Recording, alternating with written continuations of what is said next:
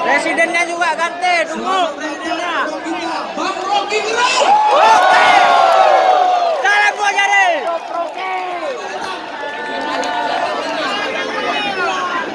Kalau kawan masih Bang Rocky Gerung. Kedua.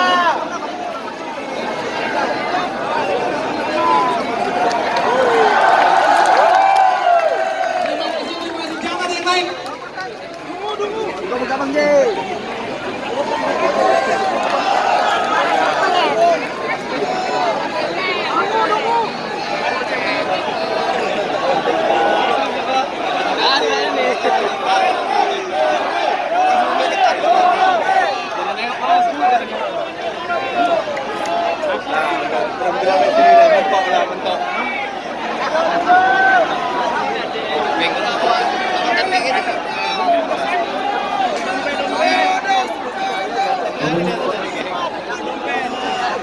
Kita bang seperti ini apa kita Panas.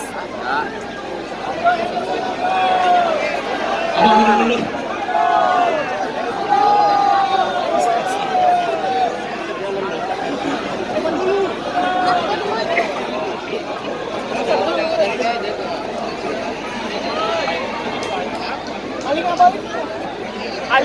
Mandi dia.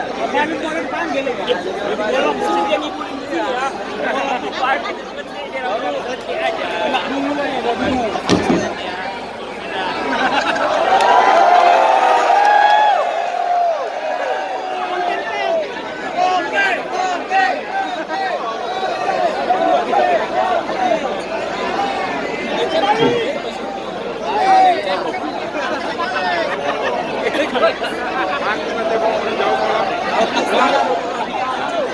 Bisa sebentar minta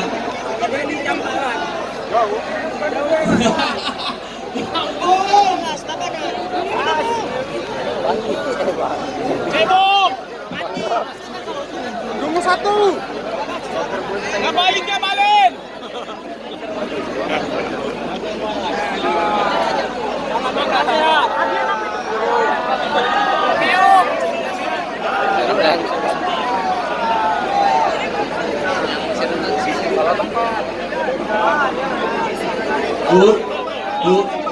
Bu, coba dengerin aku. Tadi kita sepakat janji kan? Kalau Bang Rocky udah datang kita tertib.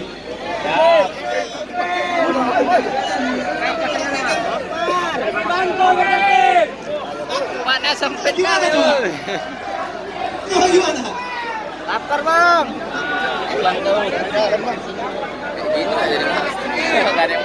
Oke ya, oke ya. Aku nggak mau ngomong apa-apa lagi.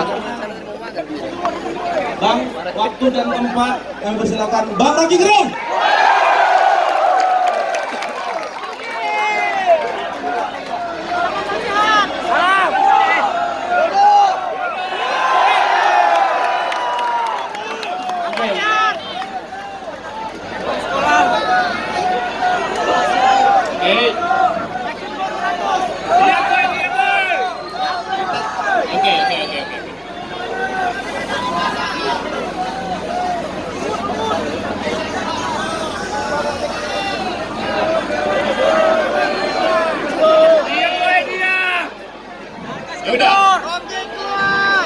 Kalau udah selesai foto siap pulang ya. Apa cek? Oke teman-teman Medan, Hah? saya bikin aturan. Ke sini. Ya udah, saya nggak mau ngomong. Saya bikin aturan ya.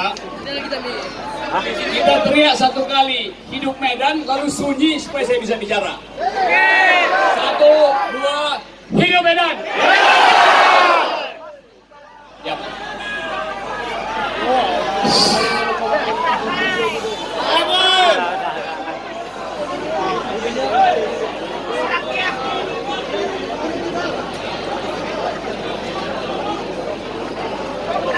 No Rocky, no party, no Medan, no NKRI.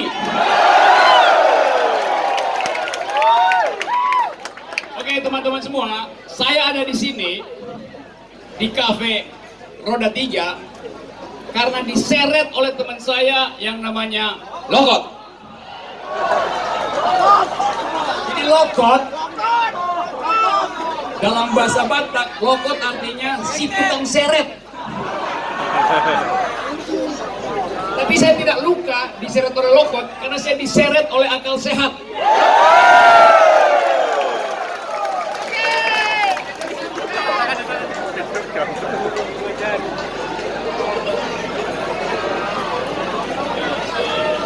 Dan malam ini kita mau ngobrol sedikit karena ini namanya ngobrol kongko politik akal sehat.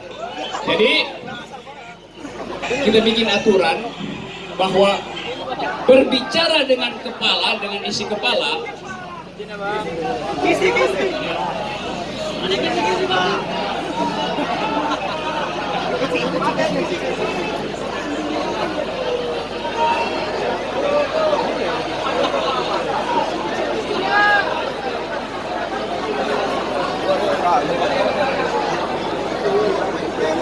Oke. Halo.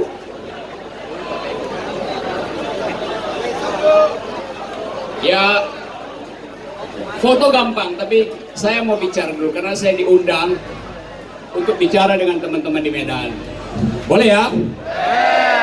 Oke. Tolong duduk. Pendek bang. Tapi pendek nggak nampak. Kalau kita perhatikan dengan seksama isu politik di tahun politik, kita cepat kecewa karena tidak ada percakapan yang sehat, yang memakai akal sehat dalam upaya untuk menyelamatkan demokrasi. Jadi saya ingin sekali berbagi pikiran dengan teman-teman di Medan, supaya teman-teman di Medan jadi produsen demokrasi, produsen, bukan sekedar konsumen demokrasi. Demokrasi itu mesti diaktifkan setiap hari. Itu pentingnya memelihara kewarasan melalui akal sehat. Kalau saudara baca di mass media, ikut Twitter, terutama WA grup emak-emak, akal sehat itu hanya ada di grup WA emak-emak. Karena di dalam WA emak-emak dari pagi hari sampai malam hari ada kejujuran untuk mengatakan ketidakadilan. Jadi saya mendukung sepenuhnya gerakan politik emak-emak, sebab masa depan negeri ini tergantung pada sehatnya rahim emak-emak.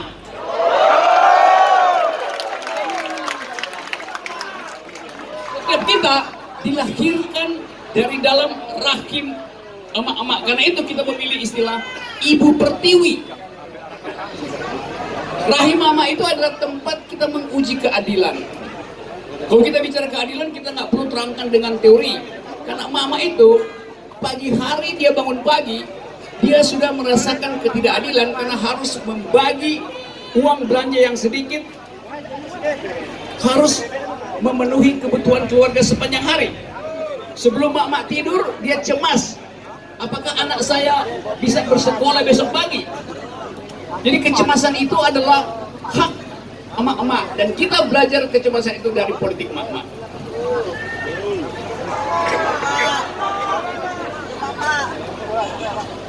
Kalau kita perhatikan koran, televisi hari ini yang dipamerkan oleh pemerintah, oleh kekuasaan. Tadi pagi saya baca Pak Jokowi membeli sabun, membeli deterjen sebanyak 2 miliar. Padahal kita tahu kalau otak kotor hanya bisa dibersihkan dengan argumen, bukan dengan deterjen.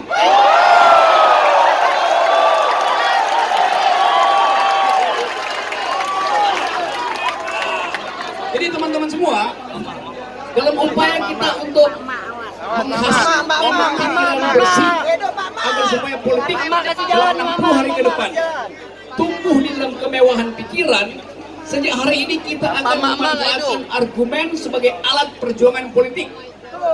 Argumen artinya tukar tambah pikiran.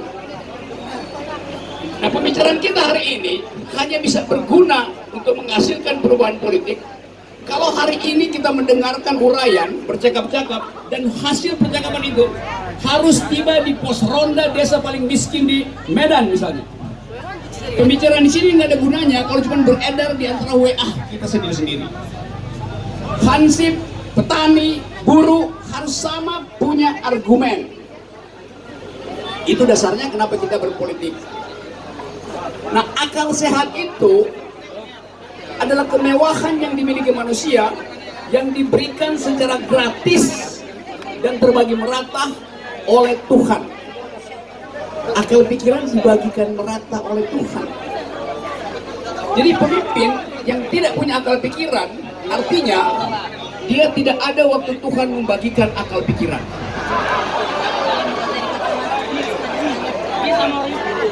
Ada yang tanya, di mana dia waktu Tuhan membagikan akal pikiran? Mungkin ada di gorong-gorong.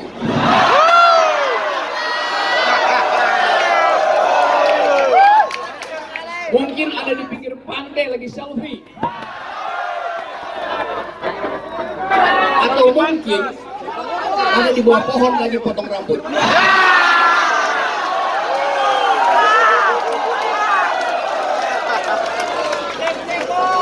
Padahal problem kita hari ini adalah bagaimana mengentaskan kemiskinan, bagaimana membuat rakyat sejahtera. Tapi yang dipamerkan adalah jalan tol, bukan jalan pikiran.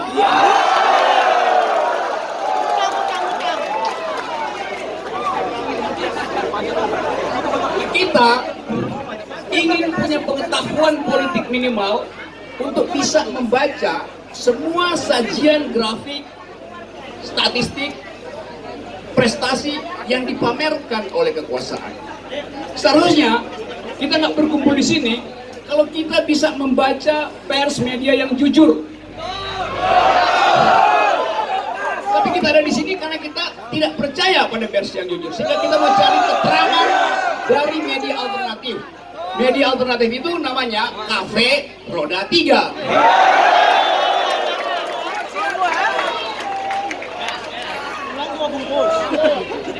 Jadi sejak hari ini kita resmikan kafe ini sebagai kafe akal sehat.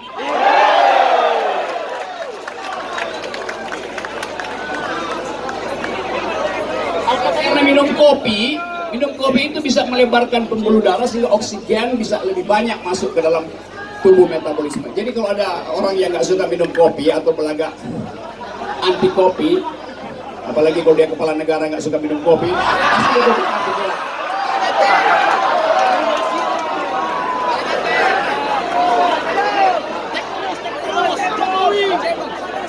Saya kasih contoh cara berpikir akal sehat. Kalau Anda baca, mendengarkan televisi terus-menerus, ada satu istilah yang terus-menerus dipamerkan oleh kekuasaan, namanya Gini rasio. Siapa anak ekonomi di sini atau anak politik yang pernah dengar istilah itu? Indeks Gini. Nah, Anda mesti tahu, saudara-saudara, mak-mak, teman-teman saya, mesti tahu apa itu indeks Gini. Paling nggak hari ini ada kuliah tentang indeks Gini. Indeks Gini itu mengukur ketimpangan berdasarkan expenditure, pengeluaran seseorang. Contohnya begini, saya hanya minum aqua dan makan 2 pisang sehari. Karena saya suka naik gunung, jadi saya nggak mau gendut. Maka saya hanya makan 2 pisang sehari. Karena 1 pisang nggak cukup, jadi harus 2 pisang.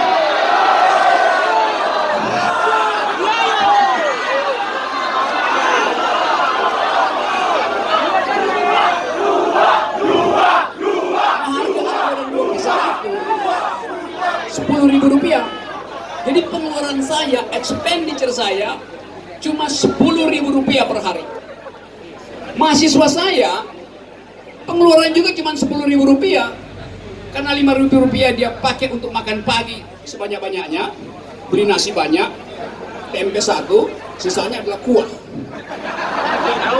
Makan banyak. Rp5.000 sisanya dia pakai buat beli obat mah, promah. Karena dia nggak akan makan siang dan malam. Dia cuma makan promah. Namanya masih kos-kosan. Masih anak Medan di Jakarta. Jadi saya dan mahasiswa saya pengeluarannya sama, Rp10.000. Ada orang lain, pengusaha besar, punya kebun sawit seluas 500.000 hektar di Indonesia. Jadi pemodal sebuah partai kecil. Beliau juga hanya mengeluarkan Rp10.000 per hari. Karena dia cuma disuruh minum vitamin seharga Rp10.000 oleh dokter karena dia banyak penyakit. Jadi saya, mahasiswa saya, dan si pengusaha raksasa itu pengeluarannya hanya Rp10.000. Kalau petugas statistik datang, dia tanya, Pak Rocky berapa pengeluarannya? Rp10.000. Mahasiswa saya si Ucok ini, pengeluarannya berapa Ucok? Ah, Rp10.000 saja. Si pengusaha ditanya, berapa pengeluaran Anda? Rp10.000. Maka kita bertiga setara di dalam pengeluaran. Karena itu indeks Gini-nya 0, artinya tidak ada kesenjangan. Tapi kalau dihitung dompet saya dengan si Ucok kere itu, dompet saya pasti lebih tebal dari mahasiswa tadi. Tapi dompet kita berdua digabung nggak ada apa-apanya dengan dompet si pengusaha besar.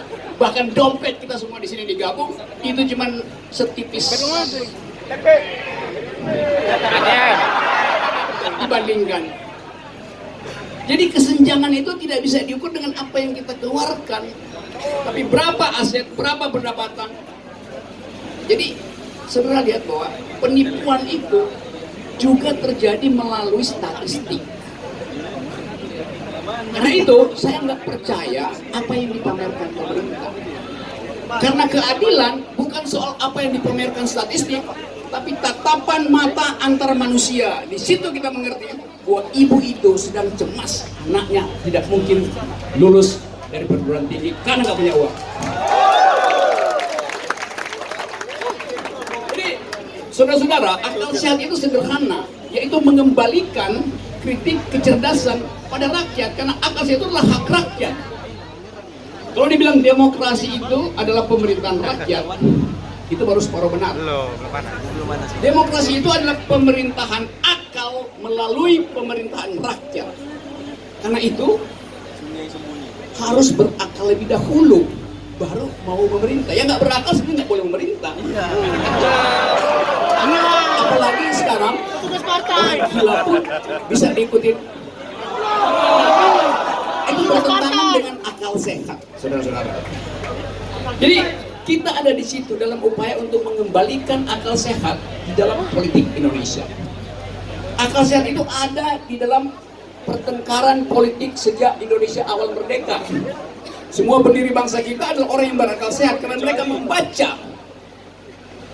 Pekerjaan mereka adalah menghadirkan ide, mencari ide untuk menuntun Indonesia ke depan. Mereka penuh dengan akal pikiran. Karena itu ada perdebatan terus-menerus dalam politik Indonesia dari awal. Sekarang nggak ada perdebatan. Karena orang takut berdebat. Kecontekan. Iya. Saya pikir ada mimbar di sini buat saya. Contekan saya hilang semua.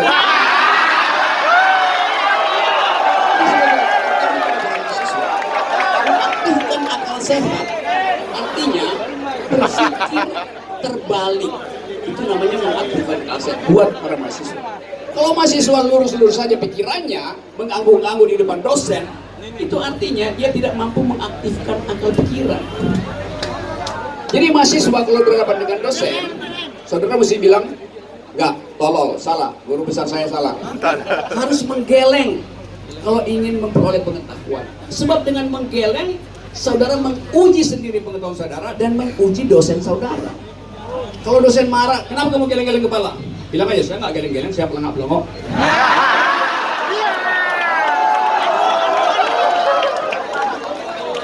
Gerakan, bisa bedain nggak antara menggeleng dan pelengak-pelengok? Kalau orang lagi menggeleng, itu artinya dia sedang mengatakan tidak, itu salah. Artinya dia sedang berpikir. Mengatakan tidak, mengatakan itu salah, artinya dia sedang berpikir. Berpikir artinya memberi kritik. Enggak begitu, salah. Itu menggeleng.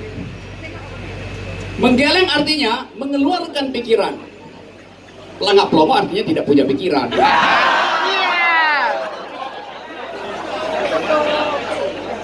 Saudara-saudara, apa yang kita kehendaki di masa depan? Masa depan adalah milik milenial. Dan dalam rangka itu, kita mempersiapkan diri untuk menjemput era milenial. Apa itu era milenial? Ada perubahan di dalam masyarakat kita, ketakutan bahwa era milenial itu akan dihuni oleh robot.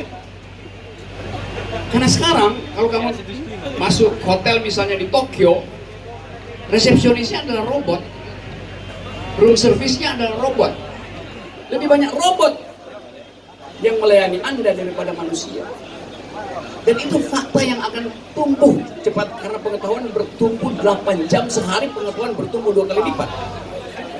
Jadi kalau ada guru besar, profesor yang lupa membaca jurnal ilmiah 8 jam yang lalu, besok pagi dia kasih kuliah, dia akan kasih kuliah bahan yang sudah obsolete, bahan yang sudah tidak berguna lagi.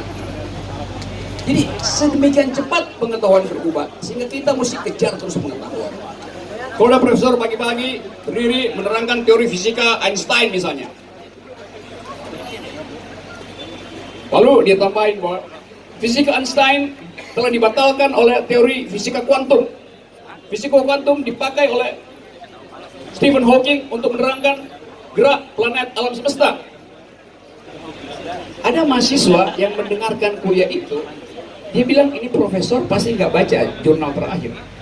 Karena si mahasiswa tadi pagi dia pulang kemalaman karena cekcok dengan pacarnya sehingga nggak bisa masuk kamar kos. Lalu dia nongkrong di kafe roda 3 yang ada internet. dia baca jurnal terakhir, secara tidak sengaja dia tahu bahwa seluruh teori telah berubah dalam 8 jam.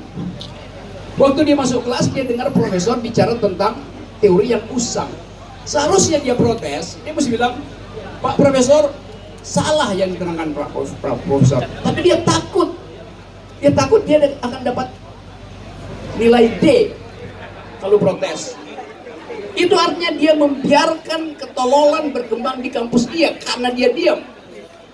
Dia mesti bilang, Profesor, sepertinya Anda keliru. Nah, profesor yang peka terhadap pengetahuan, dia akan bilang, oh mungkin, silahkan mahasiswa saya terangkan di mana kekeliruan saya. Itu artinya bertumbuh dalam akal sehat. Kalau si profesor bilang, sok tahu kau, jangan kau kritik aku, segera keluar dari kelas itu. Karena itu profesor yang nggak bermutu. Itu juga yang menerangkan bahwa kita menginginkan ada perubahan di dalam cara kita berpikir. Karena pemerintah, presiden terutama, ditugaskan oleh konstitusi untuk mencerdaskan kehidupan bangsa. Karena itu setiap kali saya mesti protes bahwa penampilan publik presiden tidak mencerdaskan kehidupan bangsa. Bukan karena sekedar nggak pelongo, tapi tidak mampu membuat kuis yang bermutu misalnya.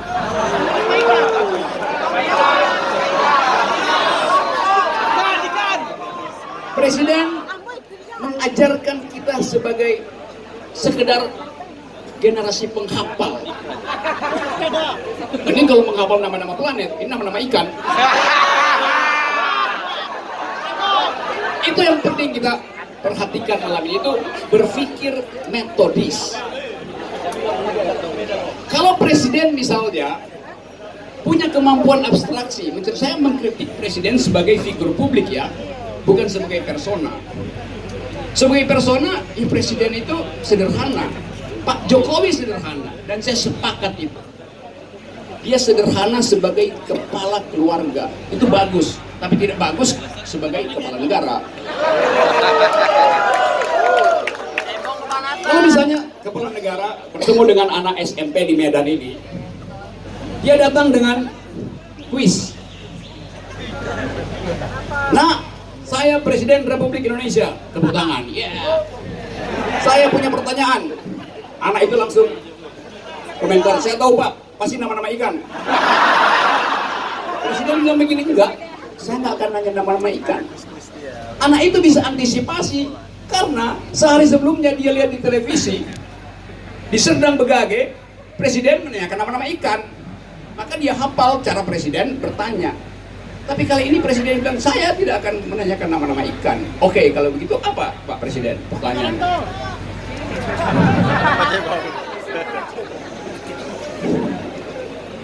Presiden bilang begini, kalian SMP kelas 1, saya punya 2 sepeda. Presiden sengaja bilang 2 sepeda. Siapa yang bisa menjawab pertanyaan saya tambahkan 10 sepeda.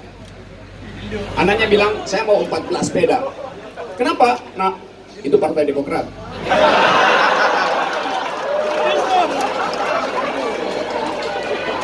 Gak sengaja anak itu bilang begitu. Lalu Presiden bilang, oke. Sekarang pertanyaannya, mengapa ikan tidak bisa panjat pohon? Anaknya kaget. Dia pikir dia akan tanya kenapa, berapa nama-nama ikan. Presiden mengajukan pertanyaan yang memancing kuriositas, memancing pikiran kritis. Mengapa ikan tidak bisa manjat pohon? Si anak nggak kalah cerdas. Dia bilang, cebong juga bisa. tapi cebong bisa manjat pohon, Pak.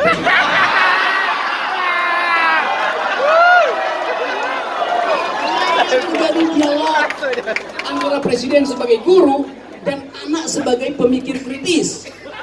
Anak itu pintar karena itu dia berani ajukan pertanyaan balik. Itu namanya dialektika dalam pedagogi, itu yang penting supaya terjadi percakapan. Pak Presiden bilang, coba kamu buktikan bahwa cebong bisa manjat pohon. Dia gelagapan. Dia bilang, saya tahu tapi saya agak lupa keterangannya Pak Presiden. Presidennya sabar. Dia bilang, oke, saya kasih 10 menit. Anak itu bilang, enggak, kebanyakan, saya cuma perlu 7 menit. 3 menit saya subsidi buat Pak Presiden jawab.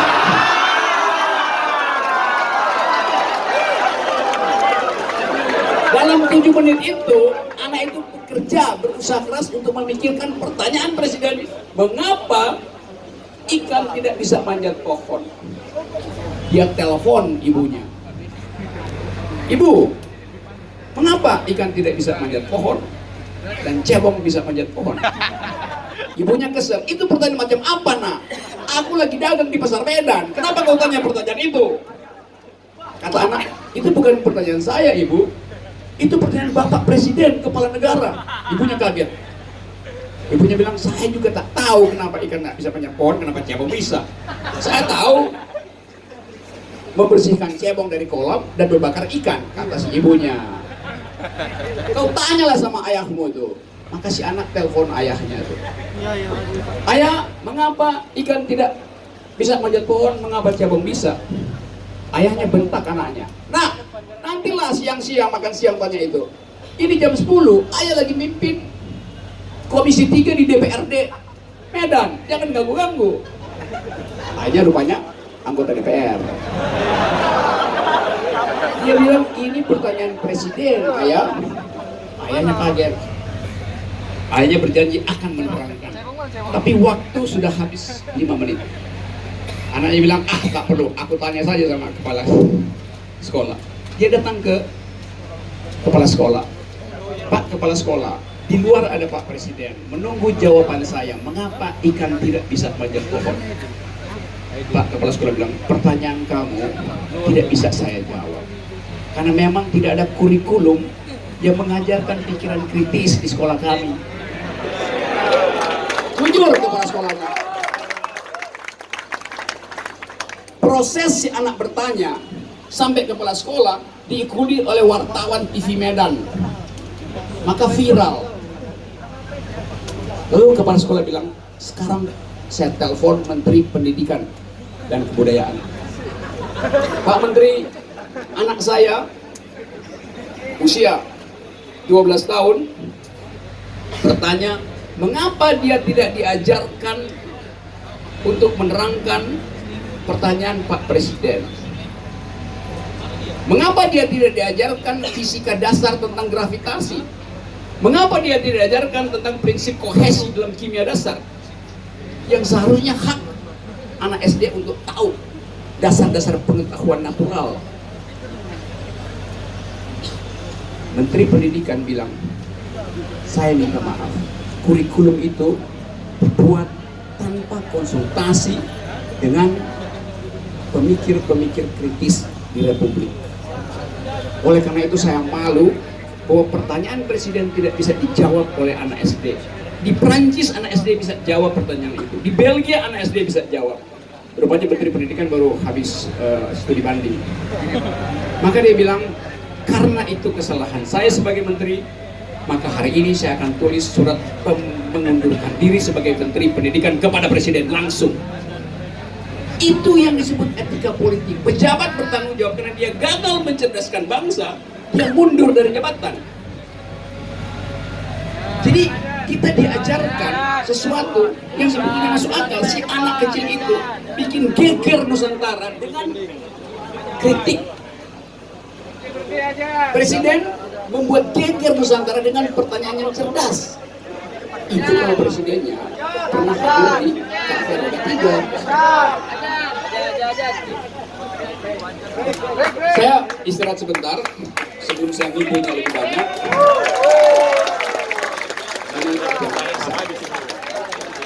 Break sebentar ya.